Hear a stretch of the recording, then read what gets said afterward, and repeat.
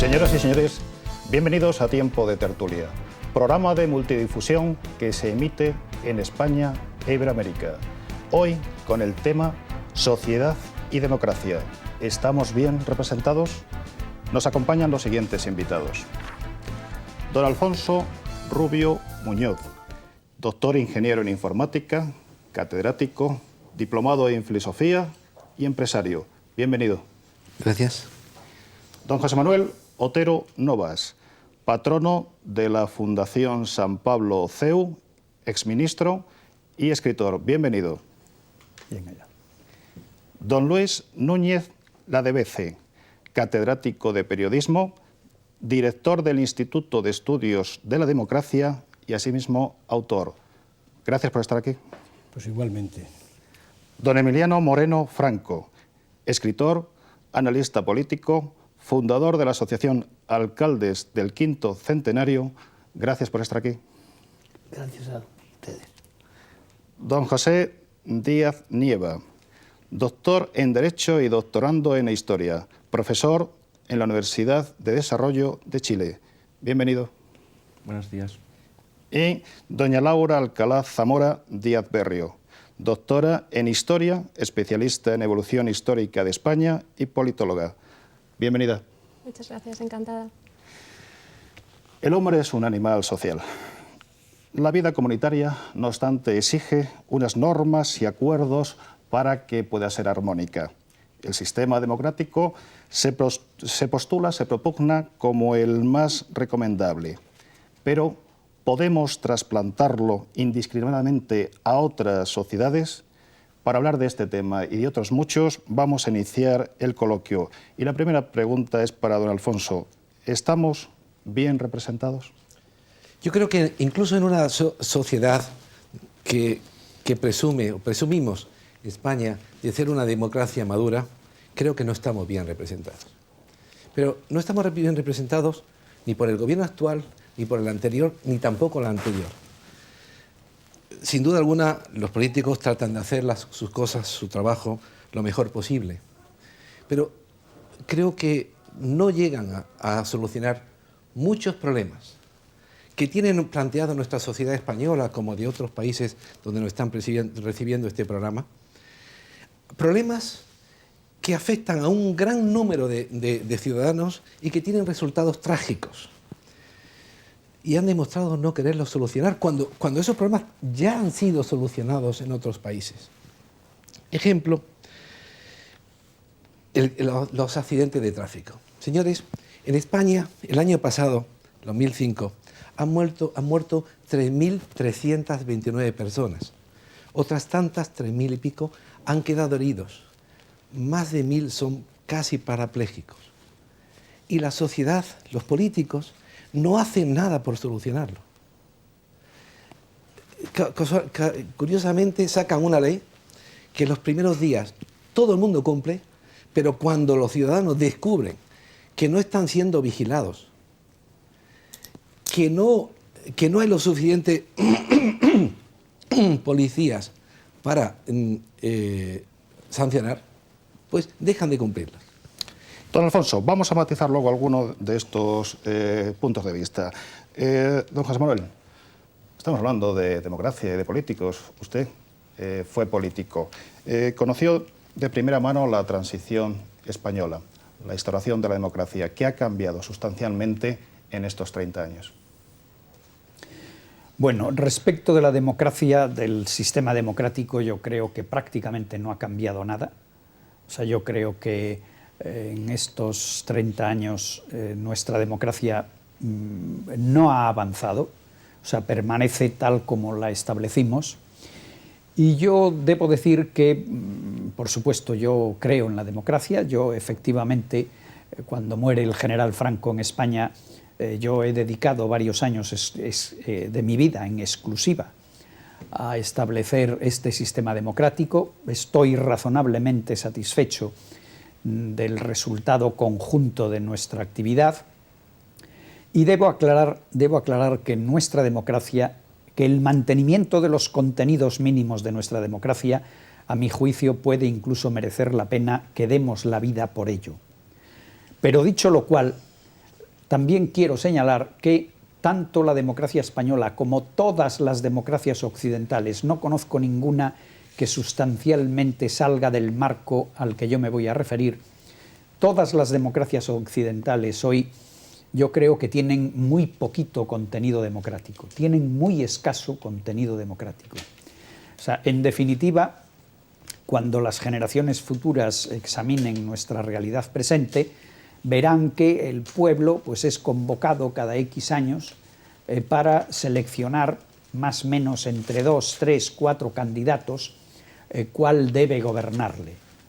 No entre todos los conciudadanos, sino entre 2, 3, 4 personas que otros ciudadanos preseleccionan. Y en definitiva el pueblo pues, elige entre 2, 3, 4 programas políticos. Los 2, 3, 4 programas políticos pues, probablemente en su 50% son coincidentes, en otro porcentaje son ambiguos, confusos, pero en cualquier caso no se puede presentar cualquier programa a unas elecciones y además incluso los líderes que salen elegidos, una vez que salen elegidos, no cumplen sus programas y además el sistema está previsto para que no cumplan los programas. Luego entraremos en detalle en estos temas. Don Luis, ¿la sociedad es producto de un contrato? Me parece que los términos que se han elegido para este programa están muy bien definidos, muy bien seleccionados, esto de sociedad, democracia, representación. Claro, el problema principal de la democracia es precisamente el problema de la representación, y el propio problema de la representación es también, diríamos, el aspecto en el cual se podría pensar que la democracia no responde a lo que es una auténtica noción de democracia. La democracia en su origen no está pensada en una representación, por lo menos como la actual.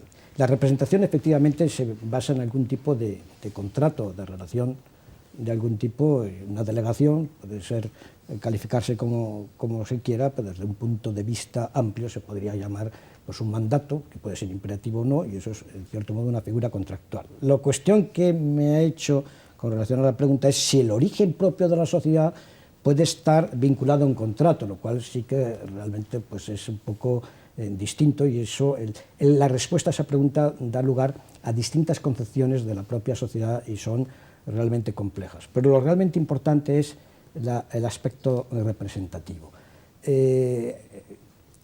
Stuart Mill denominó a este sistema no democrático, sino justamente gobierno representativo, y me parece que esto es efectivamente, porque si la democracia la llamamos el gobierno del pueblo, por el pueblo y para el pueblo, según la célebre frase de Jefferson, pues eso no se da por este procedimiento bajo ningún aspecto. Lo que se da es un sistema de delegación. Y claro, todo sistema de delegación tiene desvirtuaciones. Muchas de ellas son las que acaba de señalar mi predecesor en estos comentarios, y otras son muchas de las que se pueden hablar. El sistema representativo probablemente sea, diríamos, el mejor modo de conseguir aquello que es condición sine qua non de la democracia entendida como la entendemos hoy y como se entiende siempre, que es la posibilidad de revocar el poder a quien se le delega, porque claro, el uso del poder supone que quien tiene el poder puede imponer su voluntad a los demás, pero entre las posibilidades de esa imposición está la de perpetuarse en el poder. Si la democracia y el sistema representativo no tiene algún sistema, algún procedimiento seguro que esté por encima de las apetencias de vincularse perpetuamente al poder del poderoso, entonces diríamos ahí hay una adulteración, cuando no una perversión completa de la democracia. Esto puede estar pasando ahora mismo, probablemente no en los sistemas europeos, pero sí en algunas llamadas democracias iberoamericanas o latinoamericanas. Ahí vamos, don Emiliano. ¿Usted cree que ha habido una imposición de esos regímenes democráticos en Hispanoamérica? Es decir, no tanto quizá por parte de España, sino de las grandes potencias occidentales. ¿Ha habido una manipulación real? ¿Ha habido un intento de implantación que ha dado frutos inesperados? No. Habría que pensar este planteamiento. De todas maneras, yo creo que la democracia formal en en esa América antiguamente de habla española y actualmente de habla española y portuguesa, sí es una imposición que viene dada por los tiempos, por las grandes potencias y por no se puede aceptar ya ni los propios norteamericanos en su traspatio pueden aceptar regímenes como el trujillato o como el porfiriato en su época, es decir, hay una necesidad de mantener una democracia formal en la que todos jugamos, desde las Naciones Unidas hasta las grandes potencias de este momento. Y en Hispanoamérica, Iberoamérica, Indoamérica o América indocastellana, como se quiera, pues se siguen las mismas reglas de juego que en esta Europa occidental y cristiana, porque estamos en el mismo ámbito mundial. Don José, ¿cree usted que podríamos establecer un paralelismo fiel entre la transición democrática chilena y la española? Bien, hay un cierto paralelismo y evidentemente también hay cosas que diferencian la transición chilena de la transición española. En las diferencias creo que hay dos puntos importantes a tener en cuenta. Uno, que la transición chilena se produce escasamente 15 años después del golpe de Estado, y la transición española se produce cerca de 39 años después de la Guerra Civil, o al menos de los inicios de la Guerra Civil. Esto hace que los hijos de los que hicieron la Guerra Civil fueran los principales motores de la transición, también gente que participó en la guerra o gente que vivió en la guerra. Pero sobre todo fueron gente que en los años 40, 50 se incorporan a la sociedad, mientras que la transición chilena, la transición la hacen los mismos protagonistas, en mayor o menor medida, pero los protagonistas del 11 de septiembre del 73. Otra diferencia que separa la transición chilena de la española, evidentemente, es el hecho de que en Chile el Franco está vivo y en España el Franco está muerto, y las lealtades personales pues influyen bastante en este punto. Hay un punto en común, que es que tal vez hay un cierto dirigismo en la transición desde la cúspide del poder político, pero también con una diferencia, que es el origen. Es decir, en España, con la muerte de Franco, el franquismo ha acabado, es decir, no tiene sentido continuar con el franquismo.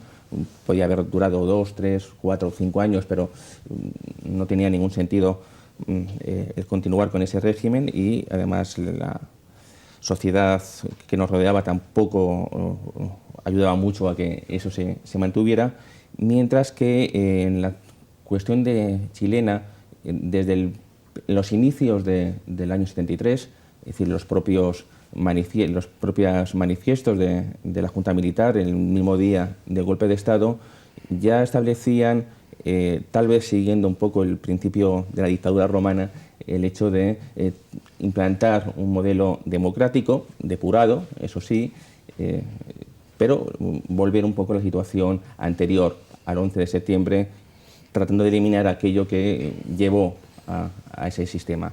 Con lo cual, evidentemente, la guerra civil, el resultado de la guerra civil lo que implantó fue un nuevo sistema, un nuevo orden, mientras que el 11 de septiembre, en el fondo, lo que significaba era tratar de volver a un sistema democrático, tal como establece la Constitución del 80, cuyos pasos se cumplieron a rajatabla. Por lo tanto, no hubo ahí ni presiones internacionales ni pacto con la oposición. Simplemente se decidió que la ruta era un plebiscito en el año 80, un plebiscito en el año 88, y si se perdía o se ganaba, ocurría una cosa u otra, que fue lo que ocurrió, mientras que en España, evidentemente, a partir del año 76, pues se negocia con la oposición una serie de rutas, de caminos a seguir. Doña Laura, usted nace en la década de los 70. Representa, por tanto, a las últimas generaciones de intelectuales que solo han conocido situaciones políticas y sociales anteriores a través de la historia, a través de su propia formación. ¿Entiende que se podría concebir otra realidad política o social que la que tenemos actualmente en pleno siglo XXI? Entiendo que podría haber un mayor entendimiento entre las partes. De hecho, yo lo he vivido en mi propia familia, no directamente, pero sí a través del legado que, sobre todo, mi padre me ha transmitido. Y he vivido ese entendimiento entre dos ideologías, entre dos tendencias políticas muy distintas, y veo que es posible. Lo único que hace falta es personas inteligentes y mucha humanidad para llegar a ello. Y me doy cuenta que en la sociedad actual es justamente de lo que estamos faltos, de esas dos características básicas, pero soy consciente de que es posible y que hay que trabajar en ello, por supuesto. A partir de ahora, señores, les invito a que intervengan cuando lo consideren oportuno. No obstante, yo seguiré haciéndoles algunas preguntas. Don Alfonso, usted nos comentó antes que entiende que los políticos no cumplen bien con su función, pero como informático, como especialista, quería preguntarle, ¿técnicamente es posible que nuestros políticos, los políticos actuales en general, sepan lo que opinan y lo que quieren sus conciudadanos?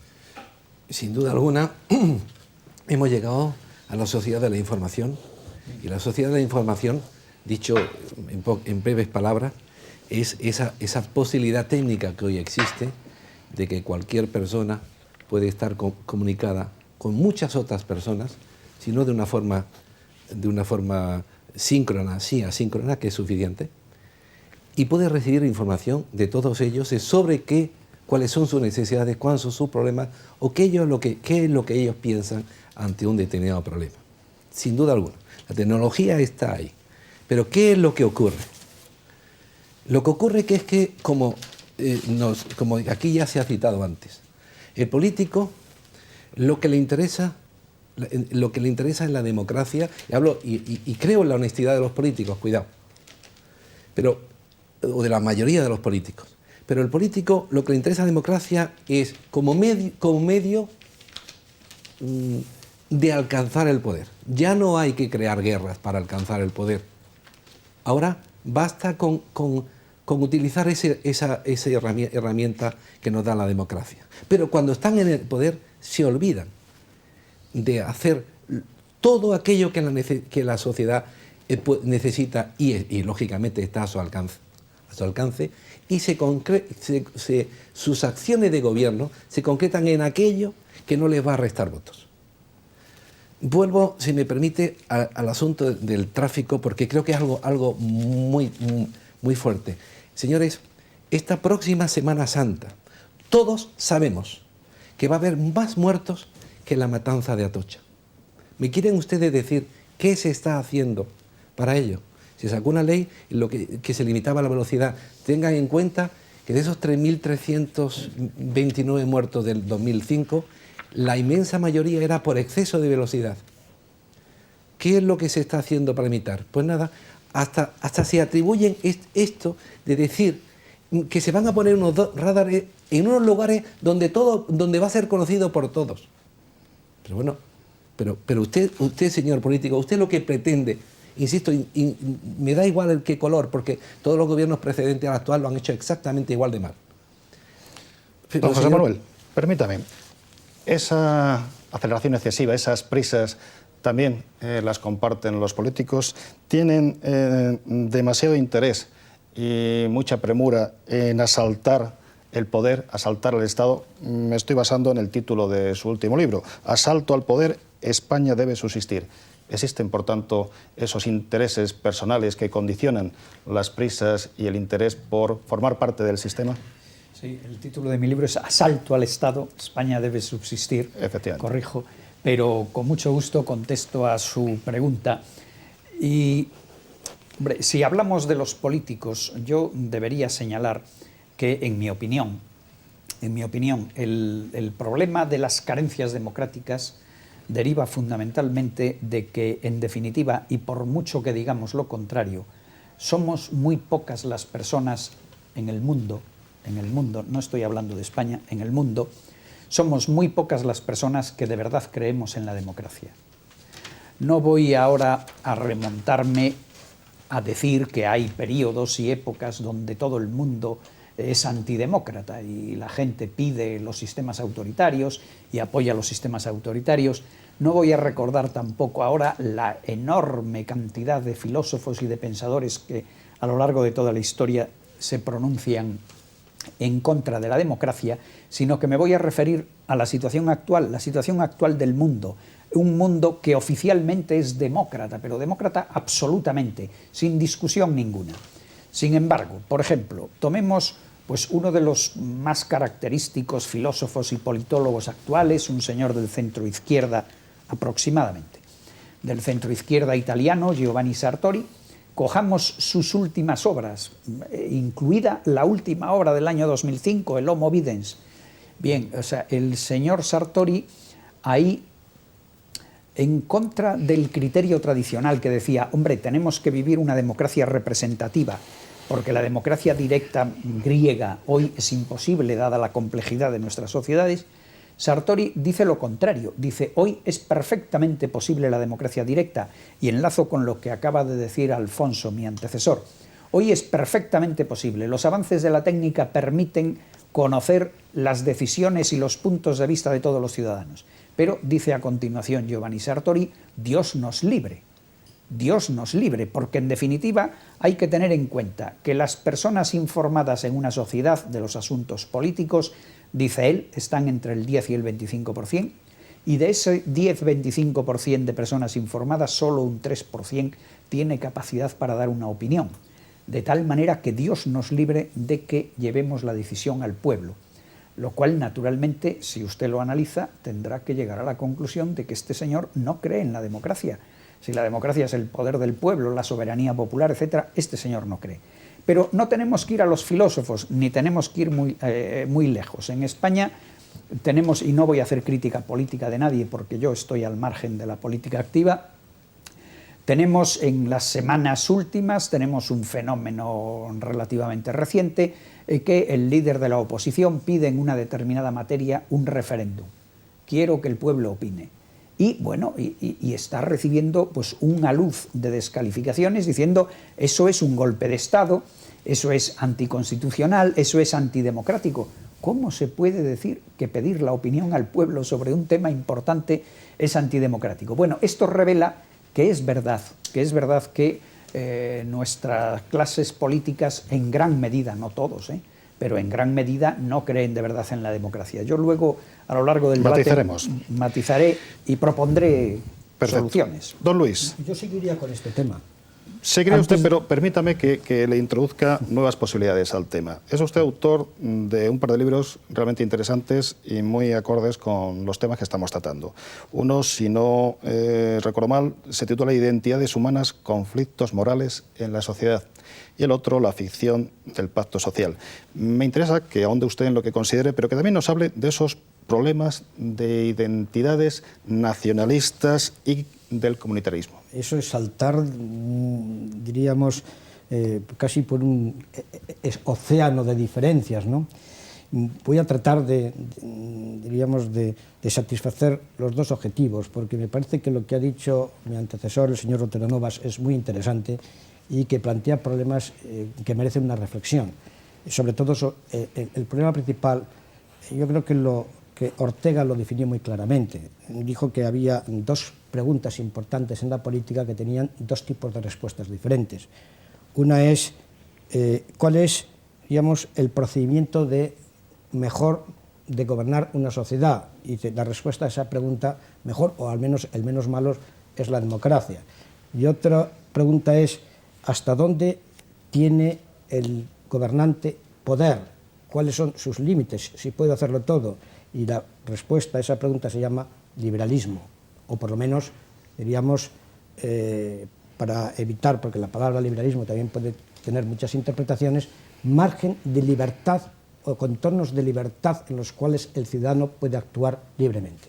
Yo coincido casi totalmente con lo que, bueno, casi no, sin casi, totalmente con lo que ha dicho mi predecesor, y únicamente creo que necesita algún tipo de añadido. Y el añadido es que, efectivamente, si dejamos al pueblo que concentrar en todo tipo de poder y que resuelva prácticamente sobre todo aquello en que la propia política le permite, le da margen de resolución, entonces Sartori tiene razón. No es posible.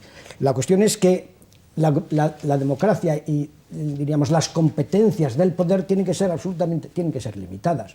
Si consideramos que el pueblo ha de ser, en principio, libre de cualquier injerencia política y que las personas los ciudadanos son principalmente y ante todo personas libres para hacer sus iniciativas, para hacer sus proyectos de vida, para realizarse, para tener sus puntos de vista, entonces la cuestión tiene ya otro planteamiento. El problema de Sartori es que efectivamente, como ha dicho Otero Novas, es un socialdemócrata y como tal socialdemócrata lo que quiere es ambición, acaparación de poder para transformar la sociedad a partir del poder político. Pero justamente eso es lo que, diríamos, tiene que ser limitado. En la medida en que se limite eso, entonces yo no tengo ningún miedo a que se utilicen técnicas informáticas y procesos informáticos para que el pueblo pueda, de algún modo, manifestar su voluntad y llegar a decisiones de carácter directa, que era probablemente el procedimiento en que habían pensado los primeros griegos. Bueno, que habían pensado, sobre eso hay que matizar.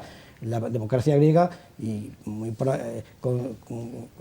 concretamente Platón e incluso Aristóteles, preferían sobre todo el sistema de sorteo para seleccionar quién debe ser el gobernante, porque era el que estaba ajeno a cualquier tipo de voluntariedad, de grupo de presión o de interés representativo. O sea, que el sorteo era probablemente el procedimiento más democrático, considerado, esto hay un libro muy interesante de Mounier, en el que últimamente lo ha puesto de actualidad, y que... Ahora, hay otras cuestiones ahí en las que, por ejemplo, Platón insiste. Dice, el problema del poder, es decir, que a lo mejor el punto de vista que yo he expresado antes tiene que ser también matizado, es que en una sociedad tan compleja como la nuestra efectivamente hay que tener conocimientos y, en un cierto modo, el poder se convierte en un mandato, en una delegación, no exactamente en un contrato, justamente por los propios procesos de división de trabajo social.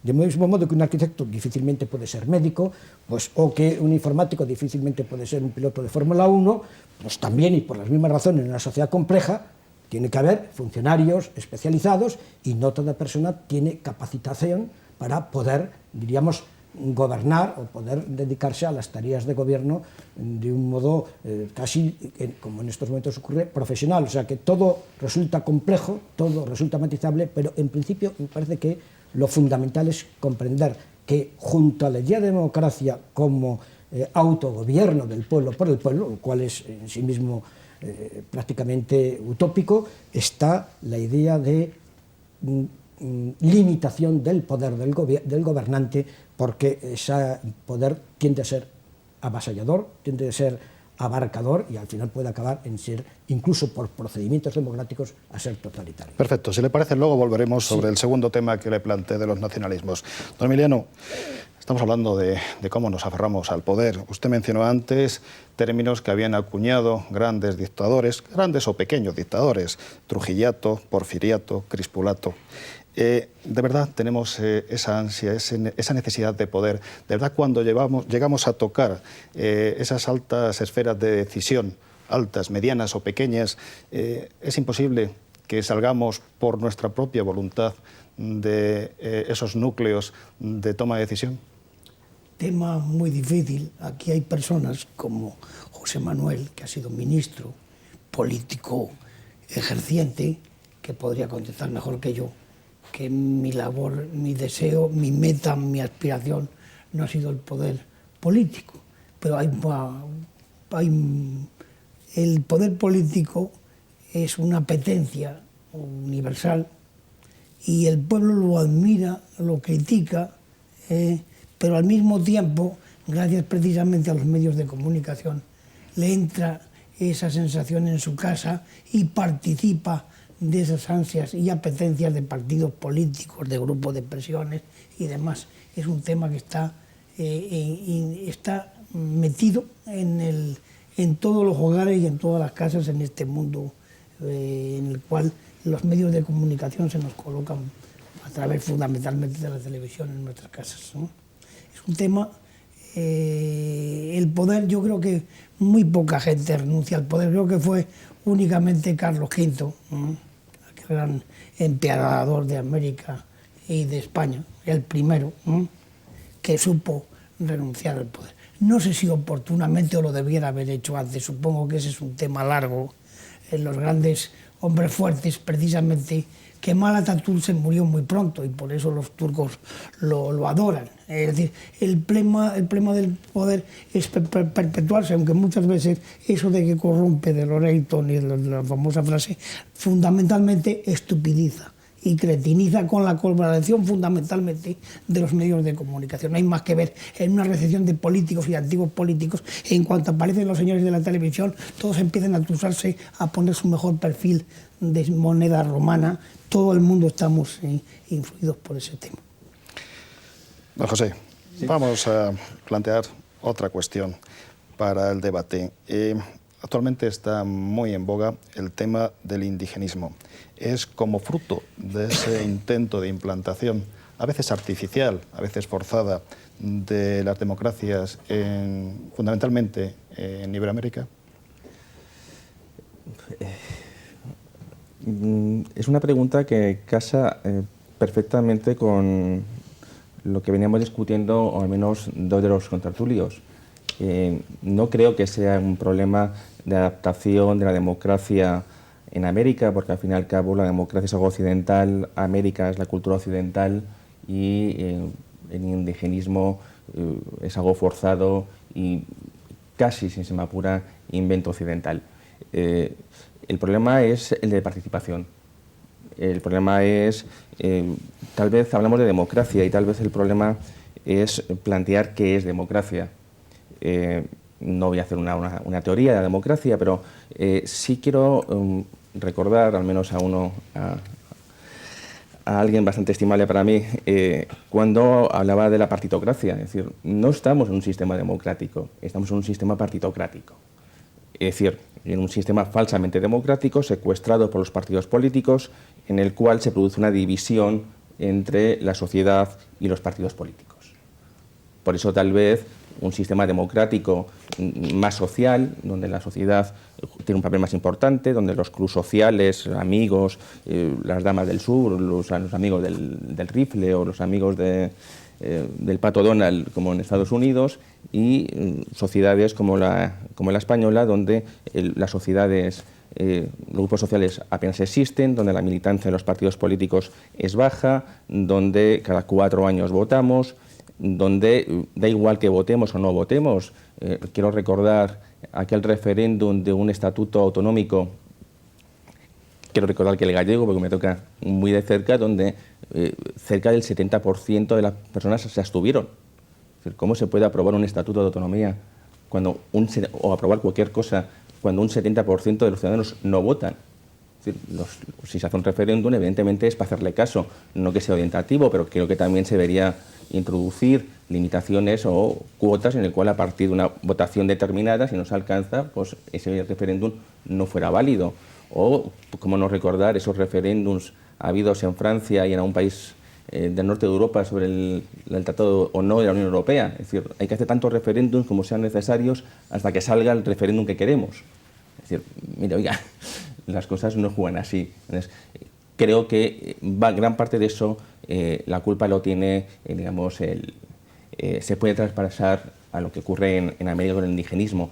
También es cierto que hay otros problemas añadidos. Si hablamos de Bolivia y sacamos la votación de Evo Morales cerca del 53%, a la cual podemos añadir alguna votación más, como del movimiento indigenista Pachacuti, o alguna otra formación más indigenista o de izquierdas, o de extrema izquierda, nos encontramos con datos muy curiosos. Cerca del 55 y el 60% de la población oficial de Bolivia es indígena. Es la votación que ha sacado Evo Morales y Felipe Quisque. Bien, es cierto que esto no es del todo cierto, o sea, que sociológicamente había que matizar esta afirmación, pero es sintomática. Esa misma población vive en niveles de pobreza, y cuando hablamos de pobreza pobreza grande, es decir, no es que no lleguen a final de mes, no es que tengan problemas económicos, sino grandes problemas de pobreza. Y, evidentemente, eso se traduce. Claro, en los años en que Bolivia, con su revolución del 52, y el MNR pretendió erradicar el analfabetismo, y resulta que teóricamente en Bolivia no hay analfabetos, pero los hay.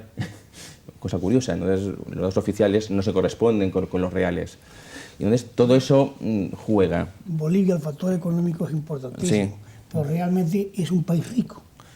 Es un país rico que tuvo niveles incluso de prosperidad en el conjunto iberoamericano, la época del estaño, olvidemos a los No solamente el patinos, estaño, a los llamados. es el segundo país con reservas de gas, es un Exactamente. país con petróleo, un país con oro, Lo que pasa y que es no el país un más país, pobre de América. Son dos países porque desde la emancipación de la corona española, pues lógicamente se hizo una estructuración absolutamente artificiosa. Bolivia no es una Bolivia, son dos Bolivias, como hablábamos antes. La nación Chole y la Camba. Entre el altiplano, entre los collas y los del el oriente riquísimo, Santa Cruz, con pruritos independentistas y veleidades secesionistas, imitando mal las autonomías españolas, izando hasta un pendón parecido al andaluz, verde y blanco, pues es un tema muy curioso. Es decir, Bolivia es un país extrañísimamente, geopolíticamente... Aquí había que lanzar una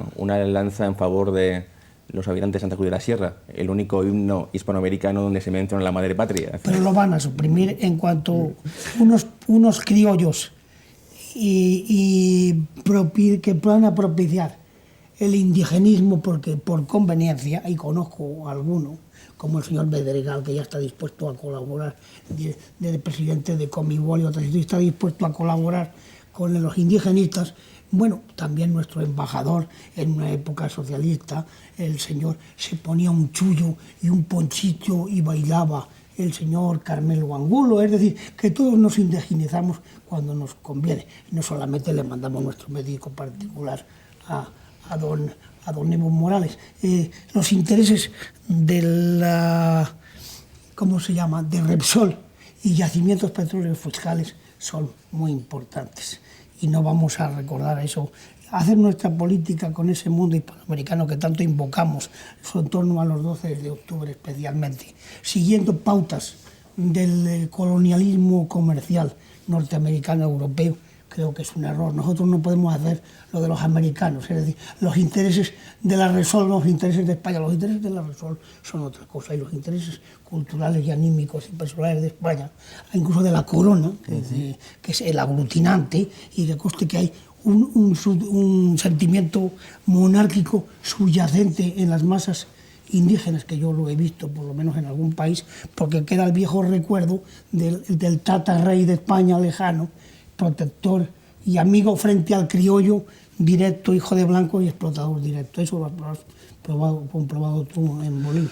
Sí, pero esto es también a medias, porque también es cierto que se está inventando un falso indigenismo en el cual el indio ha sido explotado por la colonia, y nos olvidamos que los ejércitos reales, en la independencia, quien defendía la bandera del rey, la bandera de España, eran los indios.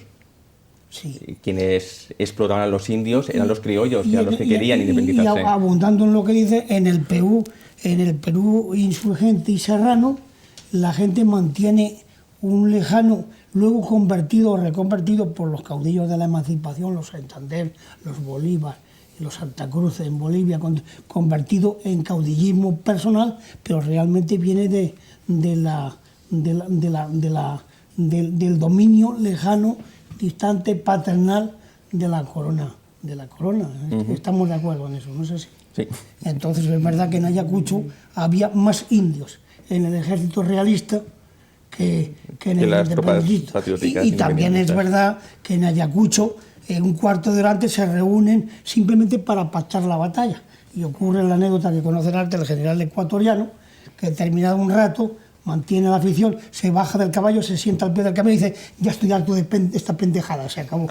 Exactamente. Es decir, que el tema y las logias ahora son folclóricas en Europa, relativamente, pero en América tuvieron mucha importancia. Pero eso sería motivo de otro coloquio. ¿Quiere rematar, don José?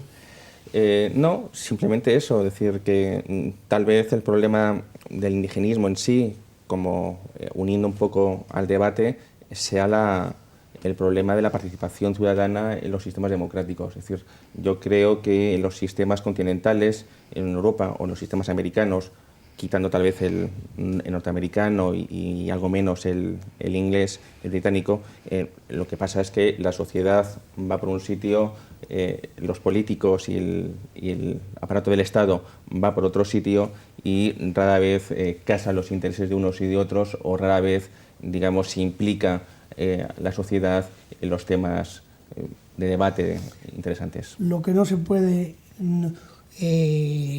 ocultar ni difuminar ni con anécdotas es exactamente que Bolivia es del mundo hispanoamericano uno de los países más pobres, solamente precedido por la gran joya de la latinidad francesa, que es Haití. Está claro. En ese aspecto los franceses lo hicieron peor todavía que nosotros. ¿Está claro? Ese es el tema. Doña Laura, vamos a dar un pequeño golpe de timón a los temas propuestos. Volvamos sobre algo que apuntó usted en su anterior intervención. Nos habló de cómo había vivido una experiencia familiar en la que había disfrutado del legado de las dos Españas, algo que ya está casi obsoleto u olvidado y que nos da mucho miedo volver a nombrar o renombrar. Esa experiencia familiar, como usted dijo, la permitió comprobar. Hay que recordar, sus apellidos son, entre otros, Alcalá Zamora y Queipo de Llano, quizá para que lo comprendan mejor nuestros contertulios y televidentes. Digo, esa experiencia de diálogo positivo dentro del seno familiar, ¿cree que se puede extrapolar, que se puede generalizar al resto de la sociedad? Bueno, pienso que debería poderse. Y de hecho, pues la experiencia mía es que realmente se puede, dos tendencias opuestas en un momento en el que realmente las tendencias ideológicas estaban mucho más enfrentadas que hoy en día. Yo pienso que hoy, a pesar de que hay distintos partidos y distintas ideologías, realmente están mucho más cerca de lo que estaban en la España inmediatamente anterior a la Guerra Civil. Y sin embargo, ese entendimiento era posible. Comentabas, Basilio, que bueno, ya no, la gente joven ya no entiende tanto esto de las dos Españas, y probablemente no lo entienda, no lo ha vivido, pero yo he oído muchos comentarios de gente de mi edad, gente que está al principio de la treintena, y que bueno, pues hace comentarios del tipo: esta persona es un rojo. Y a mí me sorprende realmente una persona que no ha vivido esa etapa, que se refiera a una tendencia ideológica más de izquierdas como rojo. Es quizá un término de modé, ¿no? en este momento, en el momento actual. Laura, si me permite la interrupción, pero lógicamente tú has vivido la tragedia de la incivil guerra profundamente, y forma parte y es consustancial a tus dos apellidos, al margen de otros, y es consustancial a tu circunstancia personal. Pero no todos los españoles están en ese tema, y menos los de tu generación, y exhumar los fantasmas del pasado, es decir, memoria histórica, recuperación de documentos que a veces ni han sido, vienen de otras partes, son temas que habría que tratarlos, pues, como decía, joven, las experiencias con gaseosa. Dejemos esas cosas como están, ya sabes por dónde voy, ¿eh? Sí. Bueno, don Alfonso, estamos hablando fundamentalmente de cuestiones relacionadas con el poder político, con el poder legislativo, el poder ejecutivo, pero me gustaría que me comentase de ese otro poder, el poder judicial. ¿Cómo ve usted la situación actual? ¿Existe realmente una confianza en la justicia? ¿Este poder judicial supone en ciertos momentos una postura contrapuesta a la que se establece desde la política? Y otra segunda pregunta, para que dosifique usted las respuestas cuando considere: ¿considera que tenemos salud democrática y social en nuestros días? Bien. Bueno, yo no soy un empresario, no puedo entrar en debates intelectuales como los de otros contertulios, de los cuales aprendo mucho y es un placer oírles. Yo voy a ir a lo práctico, si me lo permite. El título de este programa, estamos bien representados, sociedad y democracia, estamos bien representados. yo mantengo la teoría de que no del todo. Incluso en sociedades que tengan una buena salud democrática, como creo que afortunadamente es hoy a la española, gracias al esfuerzo de tantas personas como de José Manuel. Pero efectivamente ni los políticos ni los medios de comunicación son sensibles a las necesidades que realmente tiene la sociedad. Por ejemplo, yo estoy aquí pues casi de casualidad. Yo tuve un infarto, me considero una persona perfectamente, bueno, una persona, digamos, bastante informada, aunque no soy médico.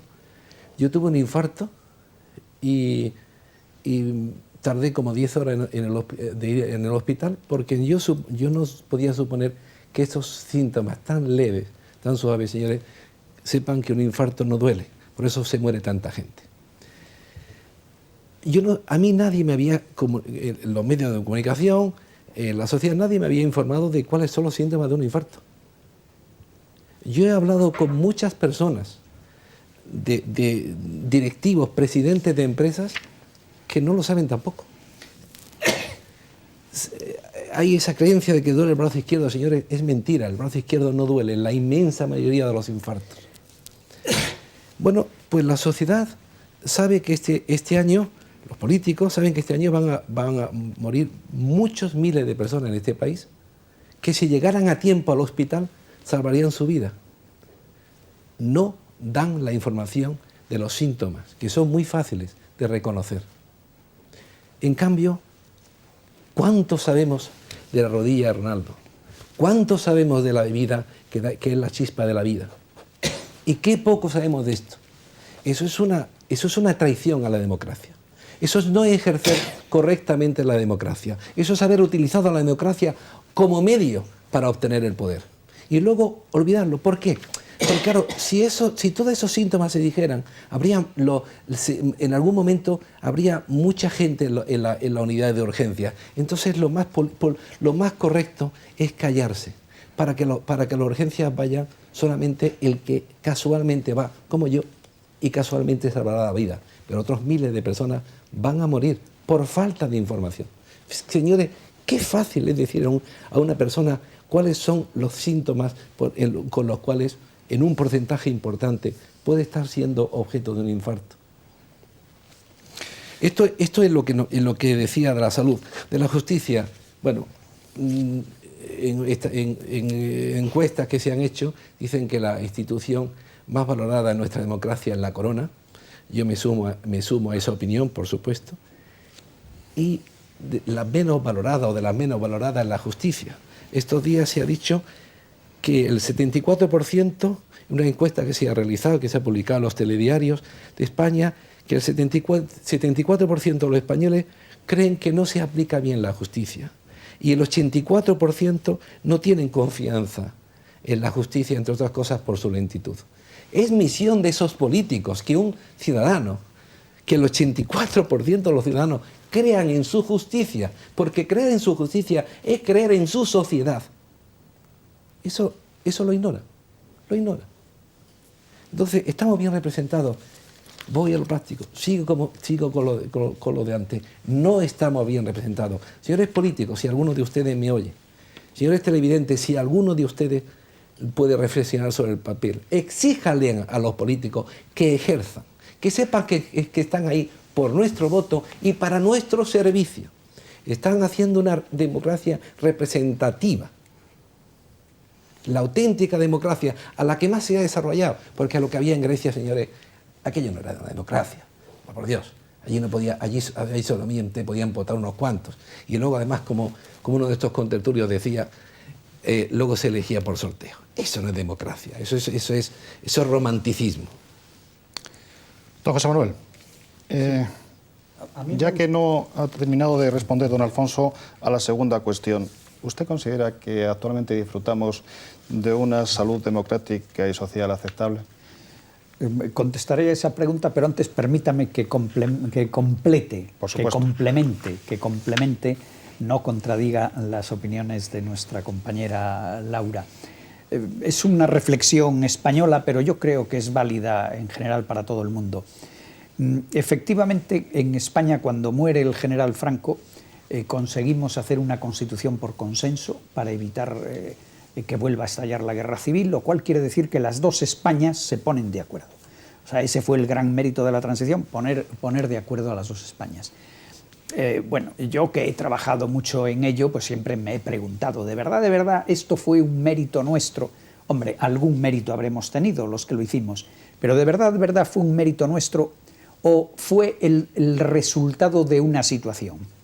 Y más bien yo creo que fue el resultado de una situación, porque naturalmente, o sea, yo no había hecho la guerra civil, yo nací después de la guerra civil, pero mis padres, en mi casa, toda mi infancia y mi juventud, me estuvieron hablando, hijo mío, cuidado, no volváis. Incluso mi padre me decía, no te metas nunca en política, no le hice caso. Pero había una llamada a la prudencia. Y entonces los que hicimos la transición, aunque mayoritariamente no habíamos conocido la guerra civil, pero teníamos un recuerdo muy vivo. Y entonces fomentamos y conseguimos ese pacto entre las dos Españas. ¿Cuál es el problema? Que pasa una generación. Y entonces yo he tratado de reflexionar sobre lo que hoy nos ocurre en España, donde te dicen vamos a resucitar la memoria histórica. Hombre, pero si habíamos acordado que de eso ya no íbamos a hablar, que era un tema para historiadores, que no nos lo íbamos a sacar. Bueno, pues ahora se saca. ¿Por qué? ¿Porque son malas personas? ¿Porque son tontos? No. Es que es otra generación. Ni ellos ni sus padres han hecho ya la guerra civil. Y por consiguiente se vuelve a las andadas. Y esto yo creo que es interesante que lo reflexionemos en España, porque nos pueden volver a enfrentar a las dos Españas.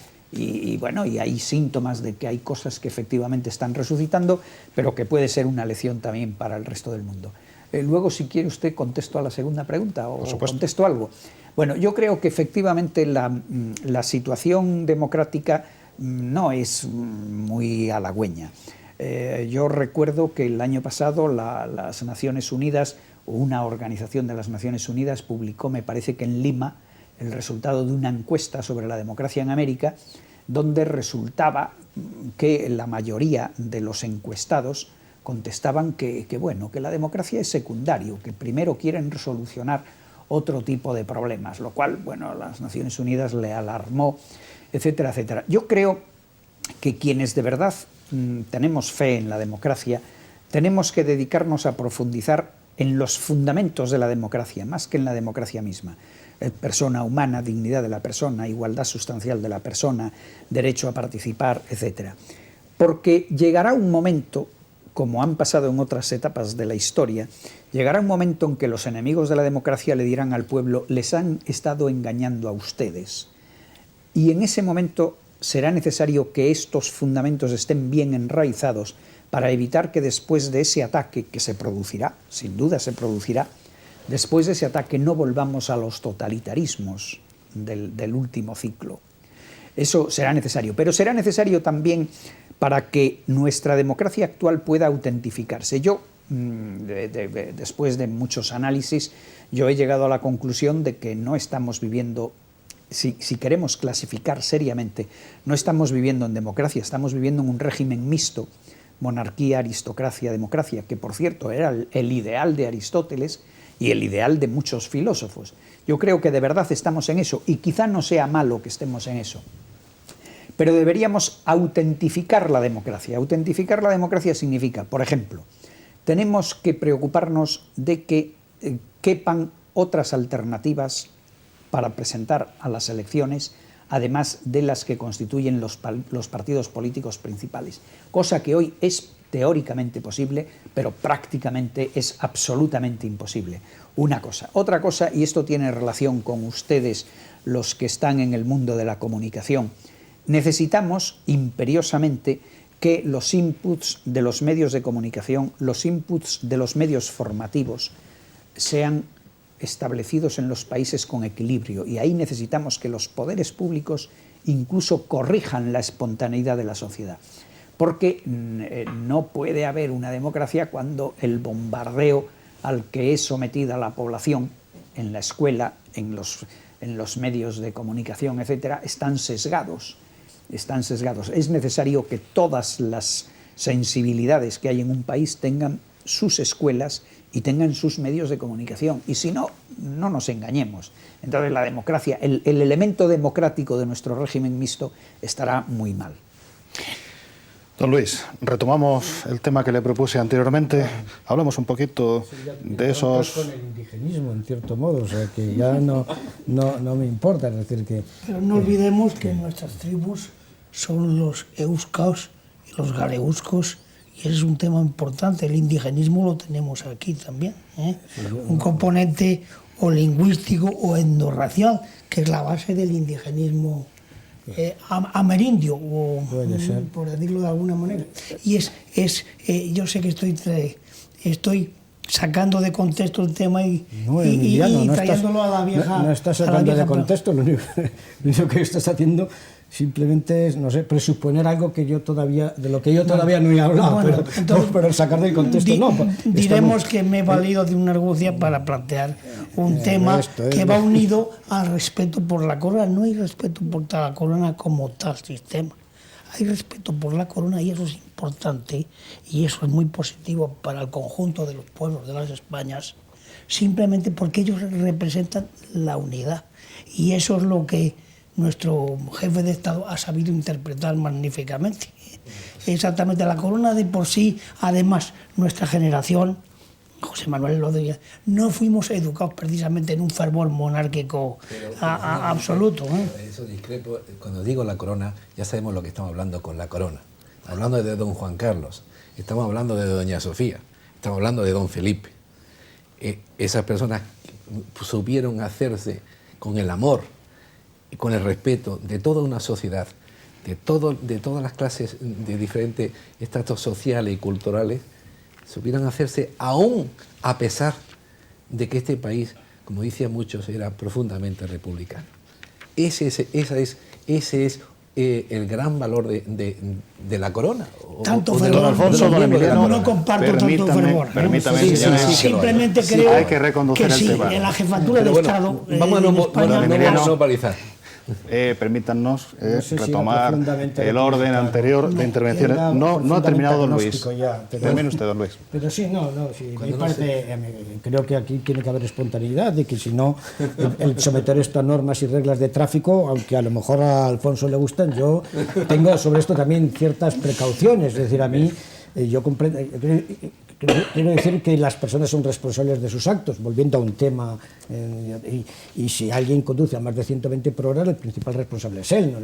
No necesita ningún guardia, ningún vigilante, porque si no tendríamos que tener vigilancia para todo, vigilancia para ver si nos va a dar el infarto. Yo no tengo ningún conocimiento ni de eso, ni sé exactamente calcular la estructura de cimentación de un edificio para que no se caiga. No puedo estar con información sobre todo justamente por una sociedad como la nuestra, basada en la división del conocimiento, en la especialización y en las distintas, diríamos, capacidades profesionales. Uno no puede abarcar ni siquiera remotamente el factor común de todas ellas para estar prevenido sobre todas las desgracias o todas las posibles cosas que podamos lamentar, ¿no? Eso, diríamos, con relación a, por ejemplo, con respecto a la justicia. Pues con respecto a la justicia se pueden hacer muchas críticas, pero hay que ver exactamente cuál es el tema principal con respecto a la justicia. Tiene dos elementos: el aspecto técnico, la dificultad de, en una sociedad en la que hay una gran cantidad de litigios, pues poder afrontar con tiempo a todos ellos y resolver,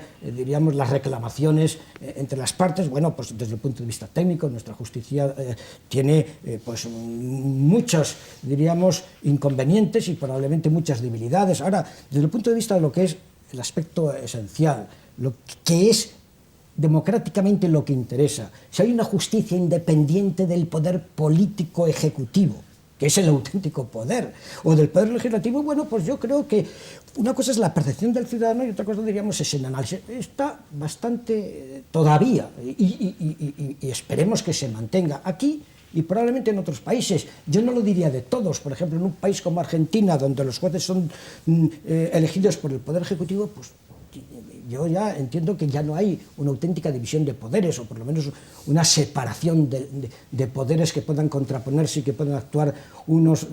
Eso es lo que a mí me da miedo, por ejemplo, en Venezuela. Eso es lo que temo que el señor Evo Morales ni sepa exactamente ni lo que es, ni remotamente, y lo que el indigenismo tampoco se puede plantear, ni siquiera como elemento de comprensión, ¿no? O sea, que decir, estamos tratando temas en los que hay una gran cantidad de factores y de perspectivas que nos resultan muy difícilmente abordables desde un punto de vista unitario. Ahora, ya concretamente sobre el asunto del indigenismo. Yo voy es decir, el libro que yo he escrito sobre esta cuestión, que no trata del indigenismo, por supuesto, sino de otra idea, que tiene bastante que ver ya con lo que ha dicho Emiliano acerca de lo que son las identidades y las entidades colectivas. El problema principal es, ¿cuál es? ¿Qué se antepone a qué? Si la identidad de la persona a la del grupo o la identidad del grupo a la de la persona. ¿Y cómo garantizamos una cosa respecto de la otra? Esa es la cuestión principal, sobre todo en las democracias modernas. En una, diríamos, sociedad indígena realmente, que no pretende nada más que vivir de acuerdo con los postulados indigenistas y en su propio entorno, eso no admite problema. El grupo prácticamente diríamos que predomina sobre la persona. En una sociedad ya más individualizada, más compleja, y como es la nuestra, en la cual además aspira a ser democrática y por lo tanto que sea el pueblo en sí mismo el que decida el devenir y la capacidad de decisión de las adoptadas por el poder, entonces hay que tener en cuenta ese aspecto al que ya se ha hecho referencia antes acerca de cuáles son, diríamos, los fundamentos mismos de la democracia. Los fundamentos mismos de la democracia es el respeto a la dignidad de las personas. Y el respeto a la dignidad de las personas tiene que prevalecer sobre el respeto a la identidad del grupo. Esta es la cuestión fundamental y esto es lo que, en cierto modo, en muchos ambientes y tal vez por esa profusión del multiculturalismo se está poniendo en entredicho y cada vez hace más complicada la situación. Don Luis, don Alfonso, me van a permitir, me dicen en realización que estamos fuera de tiempo. Se quedan muchas cuestiones pendientes de respuesta. Hay muchos temas que no hemos tratado. No hemos hablado del papel de la mujer en nuestra democracia, en nuestra sociedad actual. Quedan pendientes para otros programas porque se ha demostrado que los temas que hemos abordado hoy son interesantes, son temas que tienen múltiples vertientes y enfoques muy diferentes. Lo siento por todos los que no pueden hablar ahora, pero hasta aquí, señores y señoras, tiempo de tertulia que hoy les ha ofrecido el programa Sociedad y Democracia. Estamos bien representados, para lo cual hemos contado con la inestimable presencia y colaboración de nuestros invitados, don Alfonso Rubio Muñoz, don José Manuel Otero Novas, don Luis Núñez Ladebece, don Emiliano Moreno Franco, don José Díaz Nieva y doña Laura Alcalá Zamora. Muchas gracias.